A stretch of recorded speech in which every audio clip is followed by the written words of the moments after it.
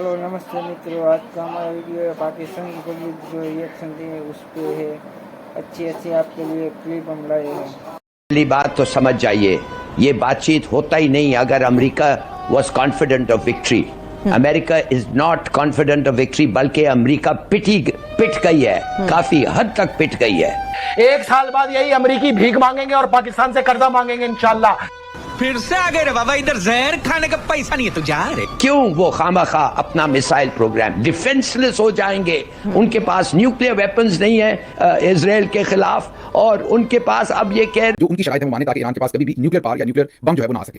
दूसरी तरफ उन्होंने कहा कि पहले दिन के मुज़ाकरात अभी तक जो शराइत हमने दी हैं, ईरान ने उसके ऊपर फ्लेक्सिबिलिटी नहीं दिखाई, ईरान ने उन मुज़ाकरात को नहीं माना, तो अभी तक के मुज़ाकरात को जो नायब सदर हैं उन्होंने नाकाम करार दे दिया। वर्ल्ड ऑर्डर बदलने का मेरे ख्याल में कि एक हम हर वक्त कहते थे न्यू वर्ल्ड ऑर्डर, कि अब यूनिपोलर वर्ल्ड नहीं है, ये मल्टीपोलर वर्ल्ड हो गया है। कितने सारे मुल्क आ गए हैं जो या पावरफुल हैं या पोटेंशियली पावरफुल हैं, और जिनकी बातें और जिनकी ख्वाहिशात हमको सुनना चाहिए, and we can not ignore them. मेरे ख्याल में अगर इंडिया कुड डेवलप इकोनॉमिकली, ये जो 6% उनका रेट ऑफ ग्रोथ है, good leadership and 7-8% development rate for the next 20 years, फिर India can talk from a position of greater strength and it could become one of the 4-5 multi powers in the world. मेरे ख्याल में ultimately 15-20 साल में there is place for one और two more powers, one और two more world powers. Pakistan ने कहा था कि आप 2 बजे दोबारा मुलाकात में बैठ जाएं, यानी मुलाकात का एक दौर और कर लें और एतवार के दिन 2 बजे दोबारा मुलाकात कर लें। इसके ऊपर कुछ इत्तेफाक हुआ भी था, लेकिन उसके बाद क्योंकि लगातार रास्ते में थे जी अमेरिका में, तो शायद अमेरिका से उन्हें इंस्ट्रक्शन आई कि ठीक है आप लोग वापस आ जाए और इस मामले को यहीं पे रोक दें। इससे पहले डोनाल्ड ट्रंप ने एक स्टेटमेंट दिया था। उस स्टेटमेंट से मुझे आइडिया होना शुरू हो गया था कि डोनाल्ड ट्रंप चीजों के साथ मुंसलिक है और डोनाल्ड ट्रंप को सारी मुलाकात की रिपोर्ट मिल रही है, और डोनाल्ड ट्रंप ने उस हवाले से ये स्टेटमेंट दिया कि मुलाकात कामयाब हो या ना हो मुझे कोई फर्क नहीं पड़ता। एक और भी डोनाल्ड ट्रंप ने धमकी दी चाइना को, क्योंकि खबर चली थी कि चाइना ईरान को हथियार दे रहा है जो फिजाई दिफा के लिए है, यानी एयरक्राफ्ट को तबाह करने के लिए वो एंटी एयरक्राफ्ट को हथियार है वो दे रहा है, कंधे पे रख के चलाने वाले बंदूक है,